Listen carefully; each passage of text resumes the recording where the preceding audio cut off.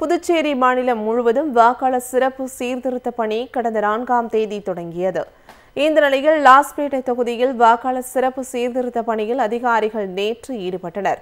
இவர்களுடன் ஆளும் கட்சியை சேர்ந்தவர்களும் செல்வதாக லாஸ்பேட்டை தொகுதி காங்கிரஸ் சட்டமன்ற உறுப்பினர் வைத்தியநாதனுக்கு தகவல் கிடைத்தது.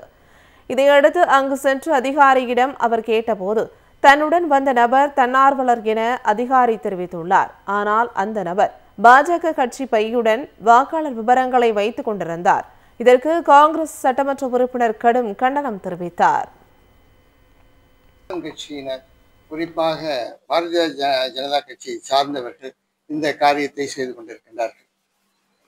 ஆளுங்கட்சியை சார்ந்த அந்த நபர்கள் செய்து கொண்டிருக்கின்றார்கள். அது தெளிவாக இன்றைய தினம் வந்திருக்கின்றது என்று சொல்லலாம். இப்போதைய சட்டமன்ற உறுப்பினர் வைத்தியநாதனுடைய வீட்டிற்கு பக்கத்திலேயே இந்த காரியம் நடந்திருக்கின்றது. அங்க இருக்கக்கூடிய BLO என்று சொல்லக்கூடிய அந்த அதிகாரி, பெண் அதிகாரி அந்த வீட்டில் இருக்கின்றார்கள்.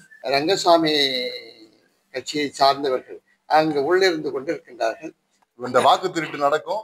இது ஒருதலை பட்சமா பிஜேபி இந்த முயற்சி பண்ணுவாங்க. எங்களுக்கு ஓட்டு போட வேண்டிய நபர்களை நீக்குவாங்கன்னு நாங்க சந்தேகப்பட்டது சரியா இருக்குது. இப்ப இதுக்குதான் நாங்க எப்பவே நாங்க இதை தெளிவுபடுத்துறோம். இதை முறைப்படுத்தணும். ரெண்டாவது, இம்மிடியட்டா இதை நிறுத்திட்டு எல்லா பூத் லெவல் ஏஜென்ட்டையும் இட்டுமோன்றதுதான் எங்களுடைய கோரிக்கை. இல்லைன்னா அப்படி இல்லைன்னா நிறுத்துறீங்க. நீங்க நான் ஒரு சட்டமன்ற உறுப்பினர் தொகுதியிலே இது நடக்குதுன்னா எல்லா தொகுதியிலும் எப்படி யார் வாட்ச் பண்ண முடியும்? எப்படி இது நேர்மையா நடக்கும்னு சொல்றீங்க? இதை நான் கூட்டு கேட்கறேன். ஒரு பூத் லெவல் ஆபீசரு அவர் நடுநிலையாரை இட்டுமோனம். நடுநிலையாரே கிடையாது.